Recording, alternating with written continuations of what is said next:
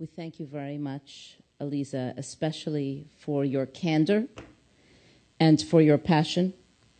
And we are truly one family that, it is hard to say it, that seems to be at war with itself. And we must bring peace. We must be together, Rodev Shalom and Ohev Shalom. And you said yourself, and we say as well, you said, I am Aliza Lavi and I am Orthodox. We are Knesset HaRabbanim and we are Masorti. And we are Jewish.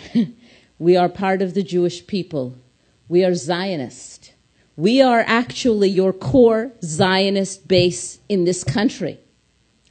And I feel for you very deeply as a woman leader how alone you feel, right? In other ways, in other questions, I feel it too. But I must tell you, this is not what keeps me up at night. Two things keep me up at night.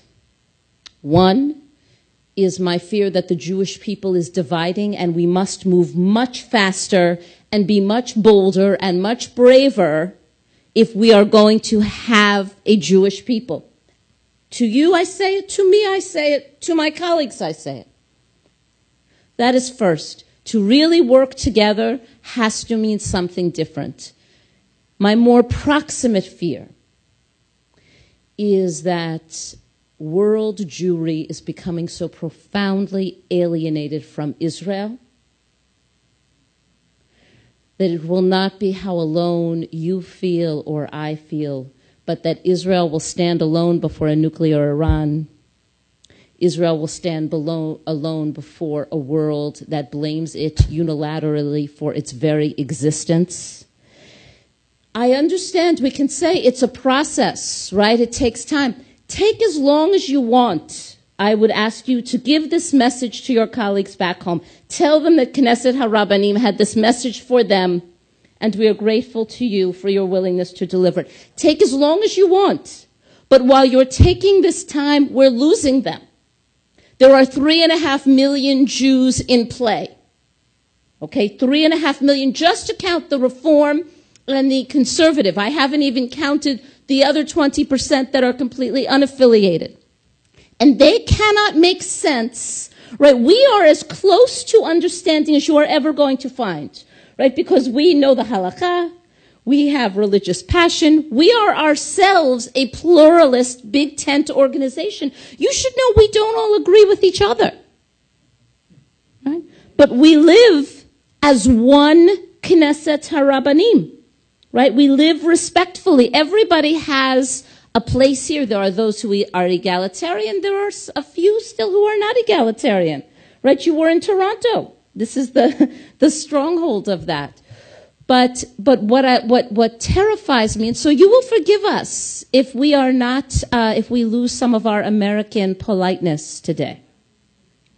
But while the Knesset in Israel is taking its time dealing with the Rabbanut, who is telling us that we are not Jewish, right? That a marriage that would be a Masorti marriage has to be a civil marriage because it can't be a Jewish marriage, because they have said in so many words that this is another religion. They will, if people like the Yesh Atid as a party does not step in and stop this. There will not be a Jewish people left to talk about, and there will not be a world Jewry left to defend Israel. It's because by the time you get to the question, it's over. You've lost them.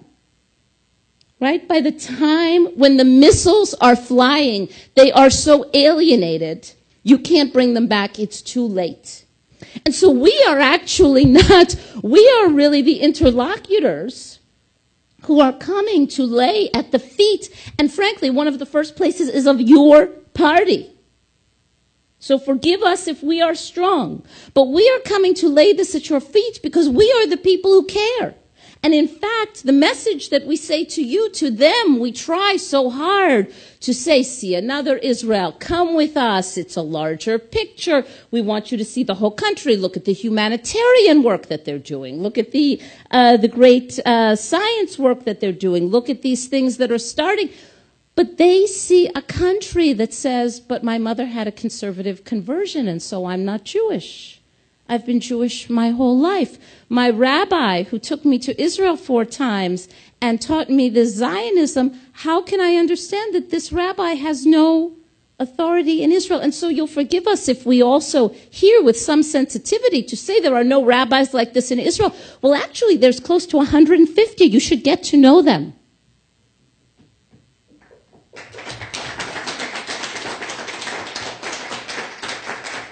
We want to be your partners, but we will not be silent.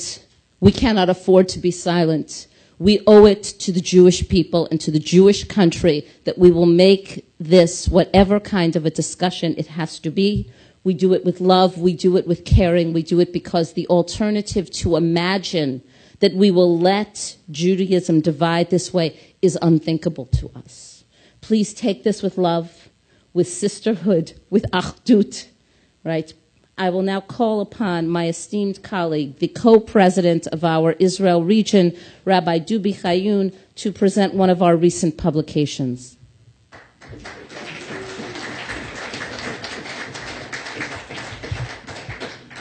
ואני אדבר גם בעברית. אני אקרא את זה בעברית. העוסקת בצורכי ציבור באמונה, לחברת הכנסת עליזה לביא, עם הכרת הטוב, בתודה מטעם RabbiAssembly, כנסת הרבנים בישראל. תודה רבה. טוב, להגיש.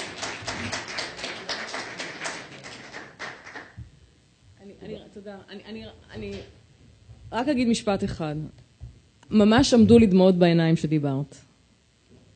אני כל כך מזדהה עם כל מילה שאמרת עכשיו.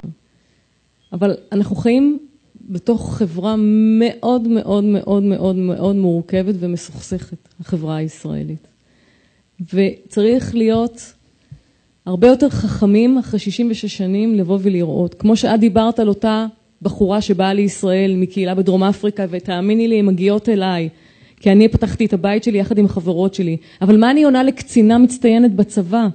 שהגיור של אמא שלה לא, ומה אני עונה לאנשים שמדברים עברית וחיים בארץ ותורמים ומתים במדינה הזאת ולא סופרים אותם כיהודים. הכל,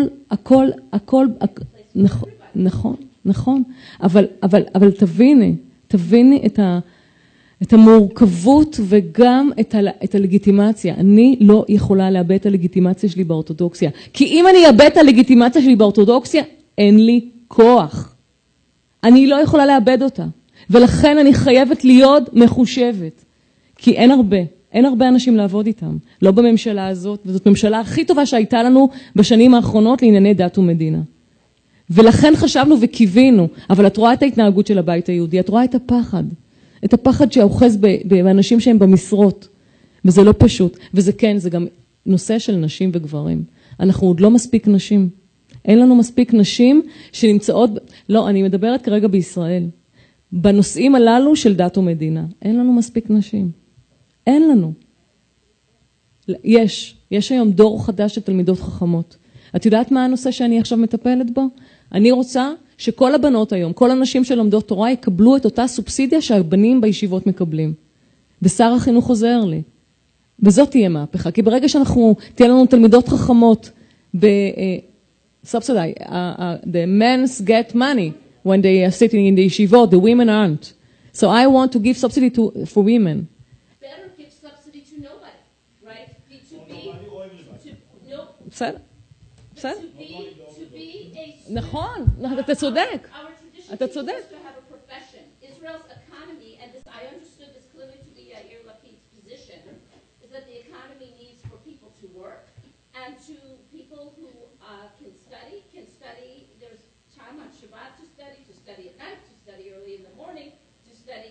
לא, בסדר, זה חוק השוויון בנטל, לא על זה אני מדברת, אבל עדיין יש את ה-1,800 שמאושרים ללמוד. אני רוצה, את יודעת מה? 200 נשים שתלמדנה על חשבון המדינה, במוסדות של המדינה. וברגע שהמהפכה הזאת תצא לדרך, אז יהיה לנו הרבה יותר קל. אני מבטיחה. להתראות.